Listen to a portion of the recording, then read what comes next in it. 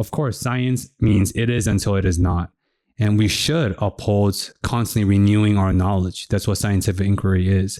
At the same time, like, why are we letting all these unfalsifiable in terms of unscientific way?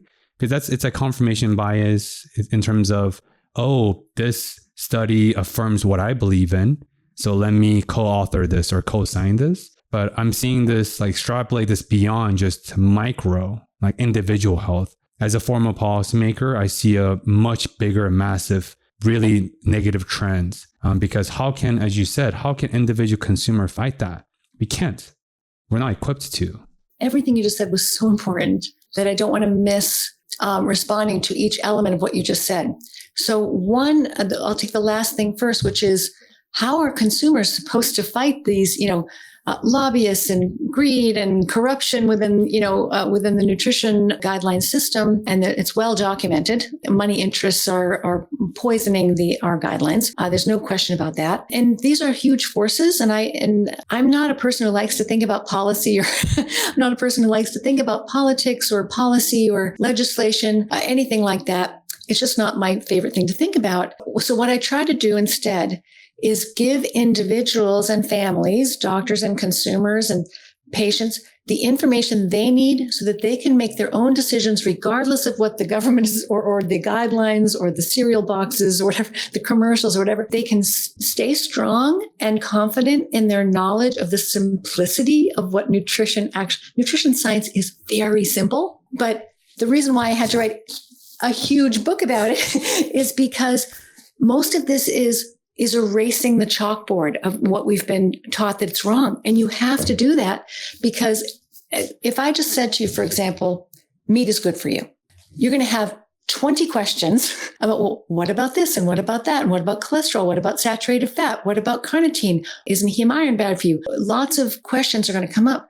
So that's why I can't just say meat is good for you and full stop. I have to write an entire chapter explaining to you where all those myths about meat come from, so that you can decide for yourself whether you think meat is good for you. The sentence that I opened the chapter with actually is true or not. You can decide for yourself after I show you where this information comes from. And so one thing is, yes, empower the individual, because there will always be these forces trying to sell you the wrong information so that you will buy the wrong food, so that you will make people money. You have to be strong and confident in your knowledge. Another thing you said is problems like this, where an unscientific method generates paper after paper after paper after paper that gets published in journal after journal after journal after journal.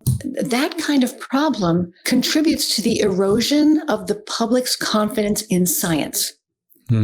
So the definition of, we have to be very clear, and I spell this on the book, be clear about, okay, what is science? What kind of science are we talking about? In order for something to be scientific, you have to have something that you observed in the natural world that you can measure. So a piece of data, how tall is that tree? How much does that rock over there weigh?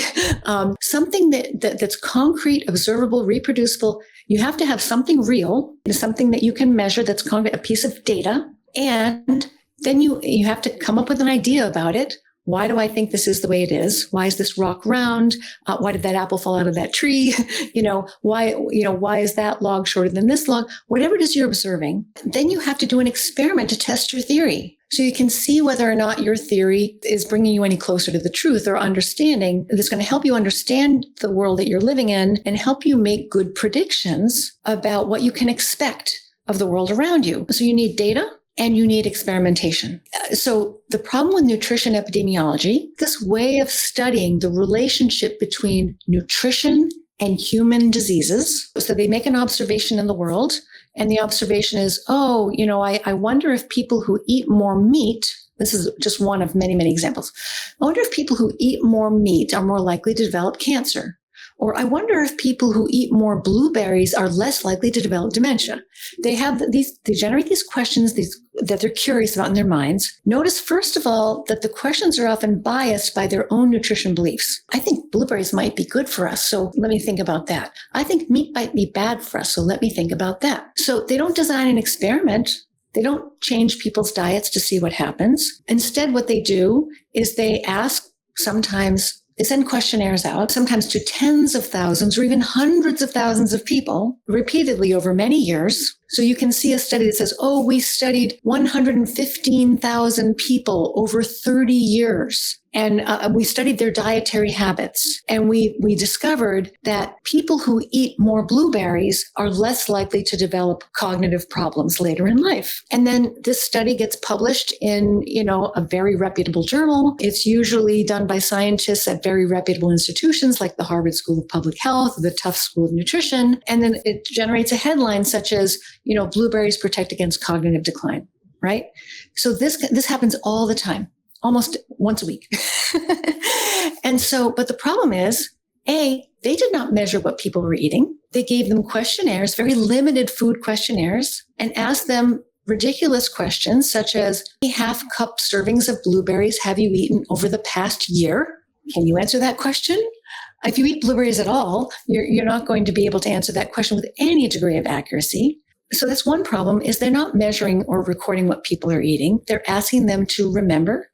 And the questions force you to quantify your answer. So you can't say, well, I don't know, or I don't remember, or you've got to be kidding me. You have to pick an answer. And that answer, the number of half cup servings of blueberries that you're estimating that you've eaten over the past year, mind you, not last week or last month, that becomes the data. These are wild guesses. Sometimes they're lies. Sometimes people lie to themselves or the researchers about what they're eating because they're ashamed or they're embarrassed or they're wishful thinking or they actually believe they're eating better than they think they are. Anyway, lots of problems with these numbers, but they're not real. These numbers are not real. This is not data. And then they take these numbers that aren't real, and then they look for patterns. Oh, it looks like people who report eating more blueberries have a slightly less risk of dementia when we follow them over a long period of time. Then that's a hypothesis. I wonder if this might mean something. I wonder if it's true that people who eat, more berries have less risk of dementia. Do they test that in a clinical trial? No. They publish this as a finding. People who eat less blueberries, we don't even know if they actually eat less blueberries or more blueberries. People who eat more blueberries have less risk of dementia. That gets published in a reputable journal. That gets published in media headlines. And suddenly everyone is putting blueberries on top of their oatmeal every morning, thinking that they're helping their brains to protect themselves against dementia. It is completely ridiculous. And so if you never test your theories, nutrition epidemiologists spend all of their time coming up with theories, and they spend none of their time testing them. This allows you, the avoidance of experimentation allows you to continue to believing in a theory that may be incorrect for decades, because you never test it, so you never know whether or not you're right or wrong. These are the foundations of our guidelines, our wishful thinking and wild guesses. And it's not just that the information is benign and that, okay, well, who cares if you put blueberries on your oatmeal or if you eat more dark chocolate or red wine or these things, who cares if these actually don't work? Is there any harm in eating more dark chocolate or drinking more red wine or eating too many blueberries? Well, it depends on which thing we're talking about, because certainly I won't recommend red wine to my patients who are having memory problems.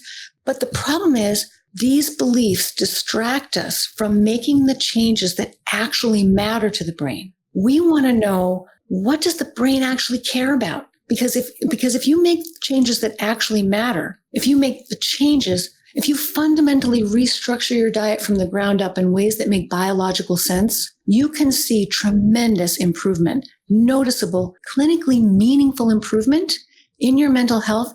And I know this sounds like an exaggeration, but it is true, within days to weeks. If you have the right information, you can't take a diet that's fundamentally unsound and just sprinkle some superfoods on top or nibble around it at the edges by taking a few of the least healthy foods out, and maybe you reduce your sugar a little bit. Maybe you switch from soda to water. If you just nibble around the edges or sprinkle superfoods on top of your diet, you are not going to see results. And you're going to start to think diet doesn't matter. But diet matters a great deal.